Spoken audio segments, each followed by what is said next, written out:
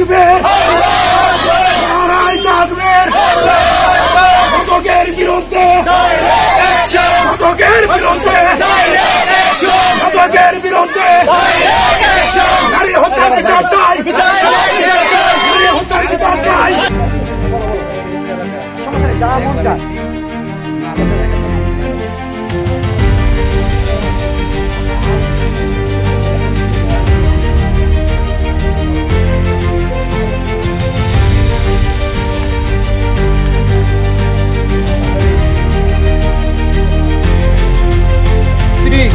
ঘটনাগুলি যখন জানে যে বড় বড়ির ব্যবসায়ী স্ত্রী তার স্বামীর হাতে ধরছে, পায়ে ধরছে, যে তোমার স্বামী তোমার দুইটা হাতে ধরি পায়ে ধরি, তুমি এই ব্যবসা বন্ধ করো, আমি প্রয়োজনে 7 দিনে 1 দিন আমি খামো, তবু আমি হারাম পয়সা খামো না। স্ত্রীর বক্তব্যটা ছিল এরকম।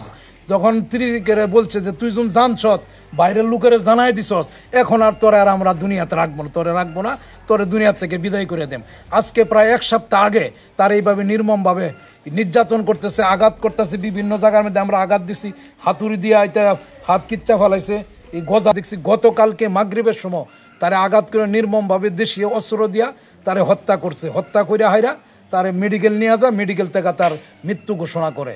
তো ঘটনা হচ্ছে, সত্য হচ্ছে, আমরা জানতাম না যে হয়ে গেছে, তাকে এটাই আমরা যেভাবে নির্মমভাবে হত্যা করছে, আমরা এখানে সে আর জীবন আসতে পারবে না, তার বাড়ি ঘর সব পাবলিক সব ভেঙে চুরমার করে দিব, এরকম আগুন লাগিয়ে দিচ্ছে। পরবর্তী কি হয় আল্লাহ পাক। মোটর সাইকেল চুরি করে, সিএনজি চুরি করে, এই চুরিতে আমরা ধরা পড়ছি যে এলাকার লোকজন, আমরা সিএনজি ফেরত নিয়েছি তার কাছে, চুরি এরকম ডাইরেক্ট ধরা পড়ছে, সিএনজি ফেরত লইছি আমরা। আর এলাকার মানুষ ডরে মুখ খুলে না, সে একজন খুনি, একজন সন্ত্রাসী, একজন মাদক ব্যবসায়ী, এই জন্য এলাকার বড় বড় লোকেরা ডরে ভয় পায়। লাশের সুরতাল সম্পন্ন করি, প্রস্তুত করি, তারপরে ময়নাতদন্তের জন্য মেডিকেলে প্রেরণ করি। তো ঘটনাস্থলে ওইখানে জিজ্ঞাসাবাদ করে যেটা জানা যায় যে বিবাহের পর থেকে গতকাল যে বিকাল 4:30টার সময় সে তার স্ত্রীকে মারধর করে, এটার পরিপ্রেক্ষিতে সে গুরুতর আহত হয়। তাকে পাশেই যে পপুলার ডায়াগনস্টিক হসপিটাল আছে সেইখানে সে চিকিৎসা করার জন্য নিয়ে যায়। এরপরে ওইখানে ডাক্তার থেকে মৃত ঘোষণা করে। এই মৃত ঘোষণা করার পরে ডেড বডি তার বাড়িতে রেখে, সে তালাবদ্ধ করে রেখে চাবিটা তার মাকে দিয়ে সে পালিয়ে যায়।